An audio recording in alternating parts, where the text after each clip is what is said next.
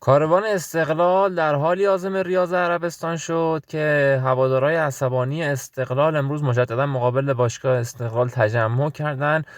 با شعارهای علیه شهریاری و سمیعی خواستار جداییشون شدن. واقعا نمیدونم چرا شهریاری و سمیعی نمیرن و چی میخوان و تو استقلال چی داره. نتایج 8 بازی اخیر خیبر رو میبینید که فقط تونستن استقلال رو 3-1 ببرن. نتایجی که از هوادارهای استقلال رو عصبانی میکنه که چرا از این تیم 3 گل دریافت کردن.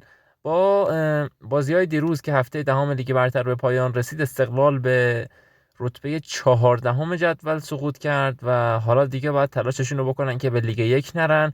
و نکته ترسناک ماجرا هم اینجاست که 2 روز دیگه باید به مصاف الهلالی برن که توی جدیدترین رده‌بندی بالاتر از منچستر یونایتد و روم توی رتبه 31. نیمار هم از مصونیت برگشته و خدا کنه بازی آبرومندانه برای استقلال باشه.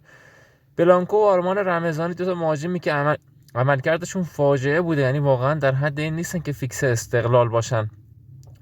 توی یه صحنه از بازی با تراکتور هم موسیمانه آرمان رمضانی رو خواست، جوری که از رفتارش معلومه داره سرزنی رو بهش یاد میده. بسیارم عصبانیه، واقعا خیلی بده مهاجم لیگ برتر مربی بخواد بهش سر زدن که یکی از چیزهای اصلی فوتبال رو یاد بده.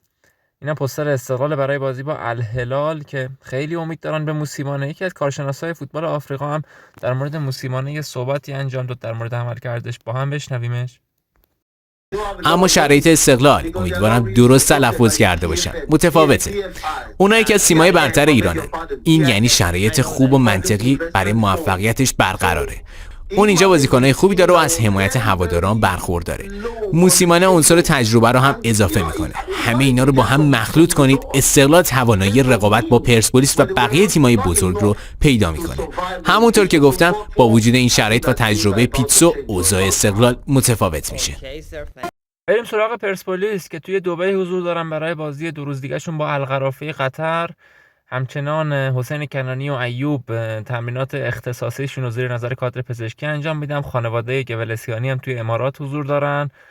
کاروان سپاهان هم برای بازیشون عازم دبی شدن، در حالی که ژوزه مورایس استعفا داده و بعد از بازی روز گذشتهشون مقابل آلومینیوم عراق که 1-0 هم بردن و عملکرد خوبی هم داشتن، هوادارا شعارهای خیلی زیادی علیه بازیکنان و کادر فنی تیم دادن.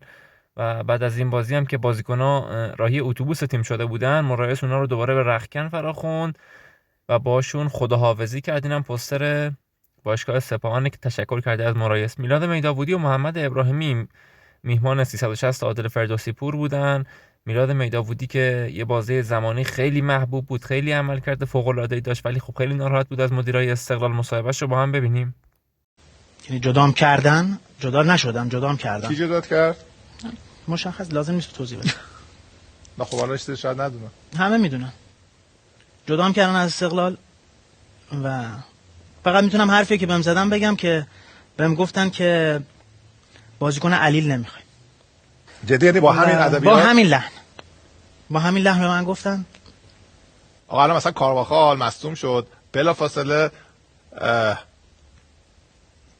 آقا چرا هر کی اینجا گریهش میگیره؟ نه خب واقعا شرایط بدی آقا. نه من میلاد، حالا مثلا میلاد میداودی تو سال 86 آقا این موچش شد به خاطر تیم شما داده و آقا چه صحبتیه که آقا مثلا یعنی مثلا بگم بازیکن هم ببخشید علیل نمیخواد، اصلا یعنی چی؟ مثلا آقا این بازیکن رو بر رو تاج سرتون بذارید، قراردادش تمدید کنید، بهش فرصت بدید که آقا این برگرده، این بازیکن تیمتون بوده، بازیکن تیم ملی بوده و اینکه اینجوری همچین